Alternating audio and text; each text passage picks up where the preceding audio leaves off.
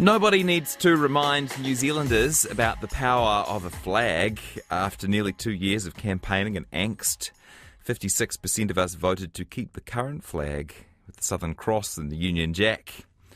Flags may be just coloured cloth on a stick, but for centuries they've been symbols of identity, of hard-fought independence and a source of unity. Tim Marshall is a veteran diplomatic and foreign correspondent for Sky News and the BBC, and he shares the stories each fluttering piece of fabric tells in his book. It's called A Flag Worth Dying For, The Power and Politics of National Symbols. And Tim Marshall is on the line with us from London. Hello there. Greetings, hello. I have so many questions. I'm worried I'm not going to be able to fit them all in. It's such a fascinating topic, isn't it? I'm worried I won't be able to answer them. Well, we're both concerned. Let's just get into it. How far back does the use of flags to represent a nation or a group of people go? If a flag is just a sort of totem, you could go back almost as far as in human history, something stuck on the top of a pole. But something we recognize as a flag about 3,000 years ago. The Chinese invented silk. Now, we'd always had symbols and painted cloth, perhaps hung on a wall. But now with silk, you could paint it in your colors and take it long distances, carry it into battle, ride a horse with a flag, carrying a flag. So that was the game changer about 3,000 years ago. Chinese took it on the Silk Route. The Arabs picked it up about 2,000 years ago. And about 1,100 years ago, during the Crusades, the Europeans encountered this new idea of signalling and identification. And that led to heraldry, which led to your rather nice flag eventually. When did you start thinking about the meaning and the importance of flags? I've always been interested in identity and what drives people and ideas. And it just seemed like a natural subject, really, because behind each one is a story. And when you know the story of that flag, you then learn more about that country. And crucially, you learn about the emotional buttons that are pushed. It's because some of these are subliminal. We don't even know sometimes why we might feel a certain emotion by looking at a certain flag, because we grow up with it. So I wanted to explore what were those ideas that people grow up with almost without realizing.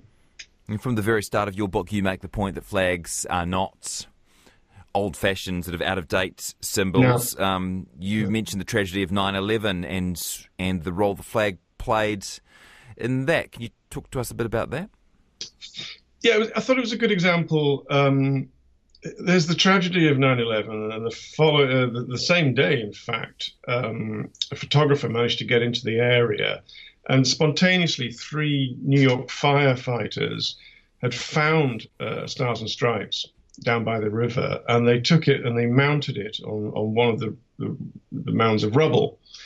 And he took this photo and it went into almost every single American newspaper the next day. And the colors, the starkness of the blues and the reds and the white against that gray background with these sort of haggard firefighters became a symbol of unity for the Americans. You can make an argument that America doesn't always necessarily live up to its proclaimed values, but those values are there woven into its flag. And to see those colors there on that day, I think helped the Americans get a sense of unity at a terrible time. And, we can have dim views about nationalism, but there are times when we need these visual things that bring us together, when often we do need to be together. And we all have to agree about what that visual identifier is going to be. How unusual was New Zealand's referendum on the flag? Very. I mean, usually these things are either lost in history or are legends, or, you can trace some of the histories, but there was a starting point. Briefly, the Italian flag came out of the Milanese militia that fought Napoleon in Napoleon's invasion. It was such a success that when Italy finally formed as a country, they took that flag on. You can trace this pattern through. New Zealand, to actually ask its people, do we want to change, is extremely unusual. And It was. I saw that story in many, many different newspapers all over the world. People were really quite interested because it went to the core of what you think you are. I mean, my personal view is that you voted against changing because of your demographics. And if you hold this referendum again in 20 to 30, 35, 40 years, your demographics will have changed, that there are no longer enough people with a fond memory back to the old land.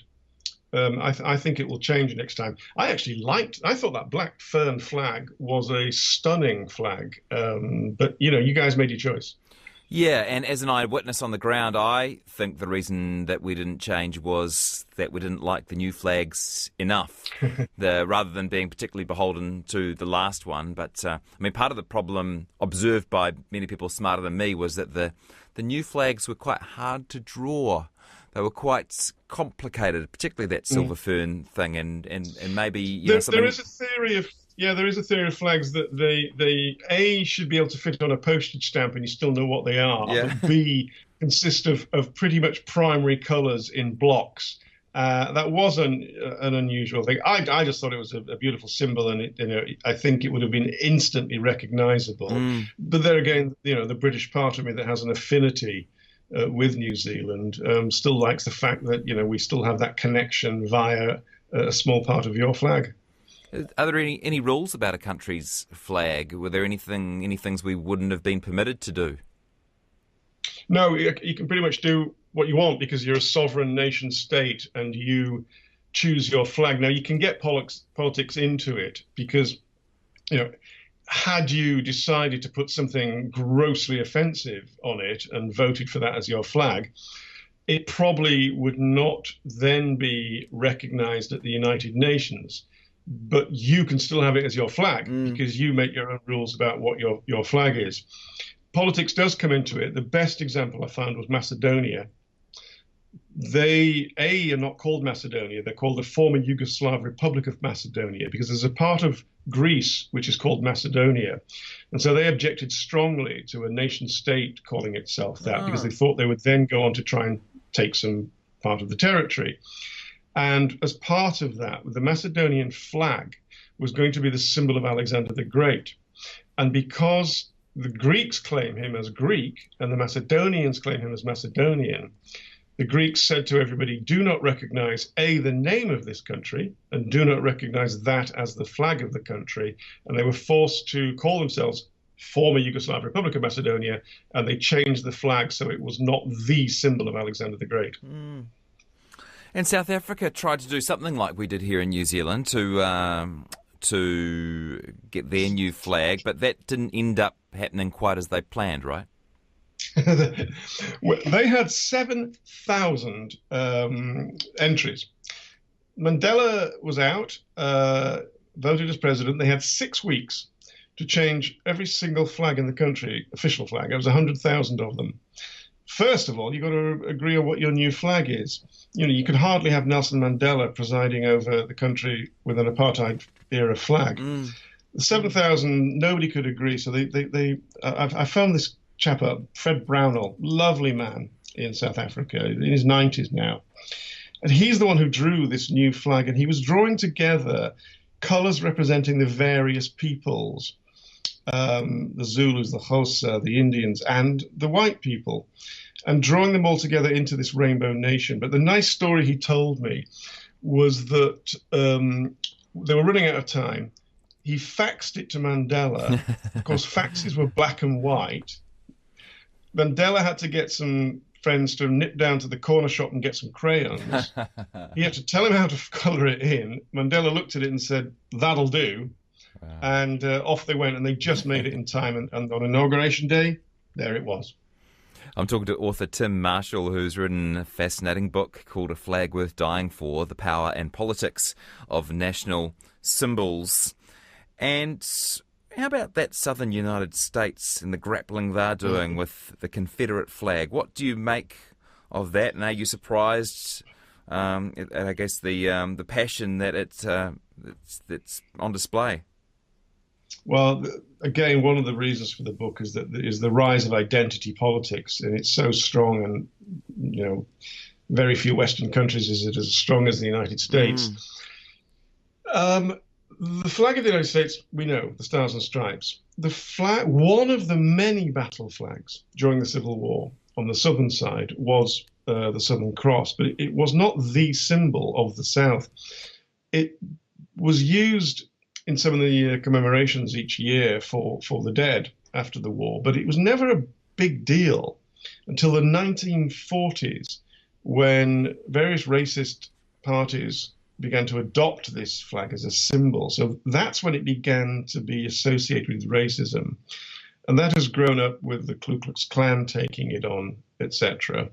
It's very unfortunate because in and of itself, it's not necessarily a racist flag. And that's where context comes in. The South is troubled, was problematic. It was still flying above South Carolina's state government house. A lot of people were very, very unhappy about it. So although the flag in and of itself is not necessarily racist, it is still problematic to have it flying on a government building. The governor took it down. Obama, president at the time, supported the move. I think you can fully understand it, but it is unfortunate because it's also a flag that says good old boy Southern culture. You know, you don't have to be a racist to be that. But a flag can get baggage attached to it, huh?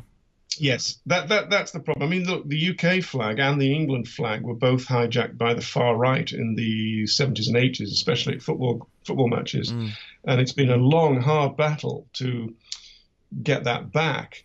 And even to this day, if you fly an English flag from a car or a house, if there isn't a football match going on, many people will make an assumption about you, which might be right, but it is an assumption because the flag has not yet been completely rescued from their clutches.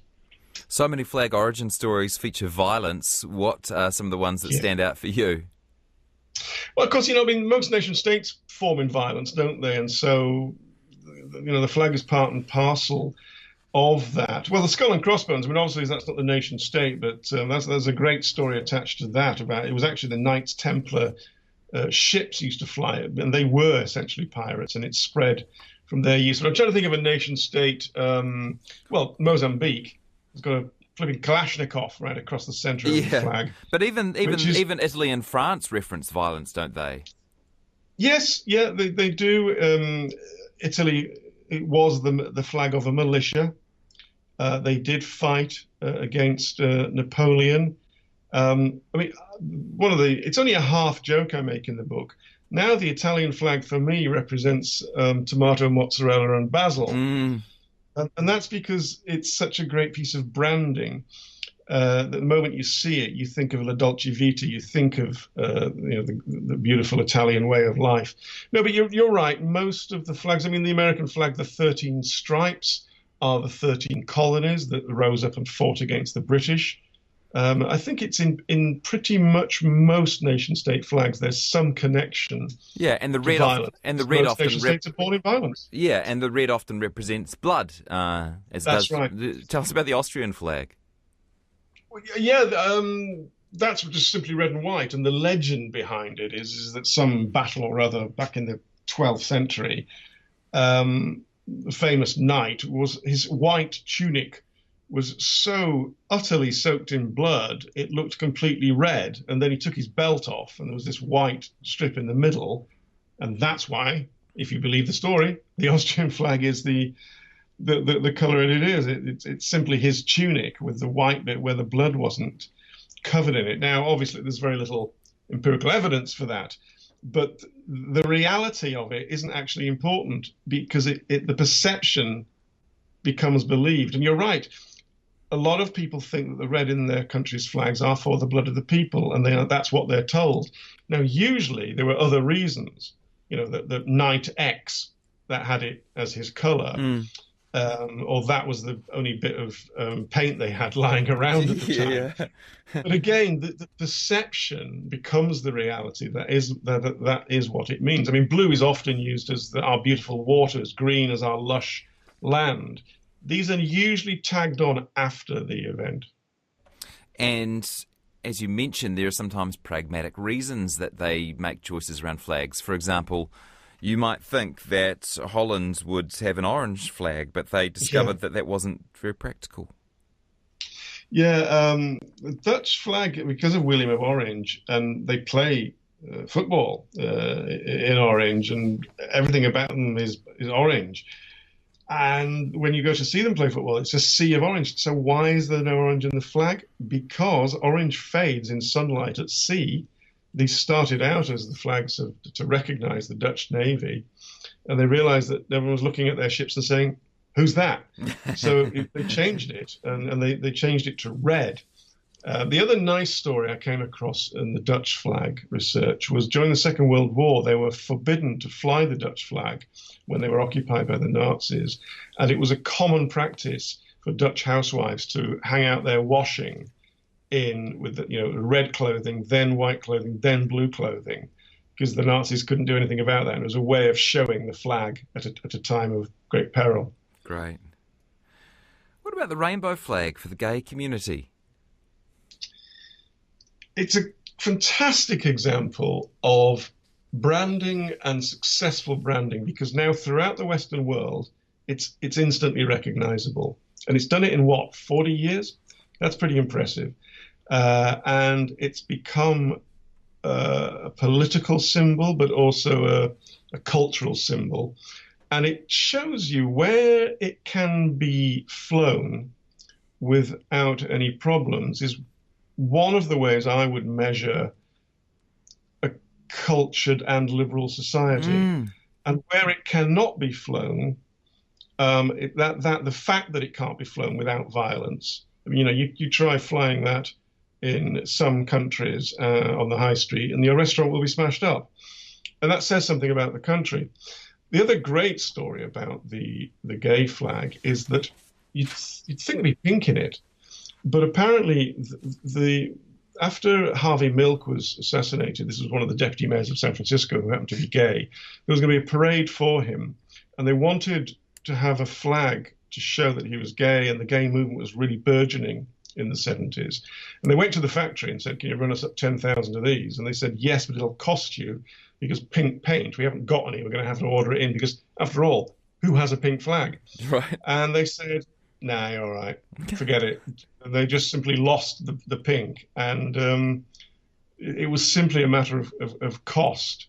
Because pink, of course, was the color that the Nazis used to subjugate gay people in the camps with. And so that's one of the reasons why pink was then taken back as a symbol. So they wanted it in the original flag, but it never made it. So much good flag trivia in the book. I want to finish with some of these facts. One is that the French flag is not as simple as it looks. It is not, in fact, 3 identically proportioned stripes. I am hideously embarrassed, having written the book. I'm going to have to ask you to remind me of why. Because it doesn't look balanced if you make them equal. That's right. Yeah, that's right. There's lots of, you said, fun with flags, pub quiz stuff. It's great. But there is also the sort of deeply serious side to it. But yeah, there's other things like this. The Saudi Arabian flag, it takes you have to have a lot of attention paid to it, because the Shahada, the profession of faith, has to be written the right way around, no matter which way you look at the flag, and it always has to be at the right side of the flag. And also it can never touch the ground and stuff like that. But yes, no, you are right, and thank you for reminding me. The Union Jack has to be up a certain way. I didn't realise that. That one I'm on terra firma. Yeah, if you fly it upside down, it's a sign of distress. And how do you know? It's because the thick white band in the white X, the white cross, must be flown at the top, and the thinner stripe is at the bottom. And so if it's upside down, it used to be a code for "we're in a spot of trouble, come and help us," without other people realizing you were signaling for help. And one of the things I noticed doing the research is the day after Brexit, the Union flag appeared upside down outside the Brussels EU headquarters. and no one knew if it was the French having a laugh, or whether it was the British, an anti-Brexiteer putting a little subtle hint in that we might be in a spot of bother now. Why is a checkered flag used for motor races? I spent a long time looking at that, and over again it came back that this was the tablecloths for horse racing days out in the Wild West. I thought, okay, it sounds reasonable, but I could never find anything to prove it. And eventually I tracked down this terrific historian of the Midwest, who himself had done the real historical work. He'd been through every single newspaper in Detroit from about 1870 through to about 1890. And he finally found a photograph of a checkered flag. And then he traced back from that. What it was is that Detroit was obviously the car industry, headquarters of the very early nascent automobiles. And they used to do time trials. And the guys that used to check the times were called checkmen. And, they'd stand every 20 miles or 10 miles or whatever. And then again, when they started having road races. And so they began to use these checkered flags. And so the checkmen had checkered flags. And it's very compelling. There's nothing anywhere near as compelling a story as that. Yeah, well done for uncovering it. Yeah. He's a terrific Midwest historian. Why is the white flag the symbol of surrender? That one is so old it's possibly lost in the mists of time. But the theory, and that's all it is that it was the Chinese flag of mourning, and like 3,000 years ago, and somehow that morphed from that sadness into giving up. I don't know the veracity of that. That's simply the legend. But what is fact is that it is recognized in every single culture in the world and has been for several centuries now, which is, a fascinating sign of the power of something that's very plain, but it can be seen at a distance. You can see it when you're moving. You don't need to speak any language or recognize any symbols. It just is what it is, and you instantly recognize it. So I think that's been its success, if you like. Finally, I have to ask, what's your favourite flag? Leeds United, my football team. Apart from that, I do like the Macedonian flag. It's this sunburst with it's a sun with 8 rays bursting out of it. It's very, very un-European. It's not a tricolour. It's nothing. It's like no other European flag. Just fascinates me. And as with all the other ones, you bring your emotion to it. It's like a painting. You look at it and it says things to you, and there's this symbiotic relationship about what emotion you're going to have about what is a piece of cloth, but it is also about your identity. How will you ever find anything as interesting about this to write about, Tim, for your next book? Well, I have got a new idea. Flags are simply a vehicle to drive through ideas about history, about current affairs and nationalism. My previous book was about maps, seeking to look at the geography of a country to explain why it does some of the things that it does. So I've got another idea. It is part of what I regard as a trilogy, and each chapter of the next year's book starts with this particular thing that nearly all of us have.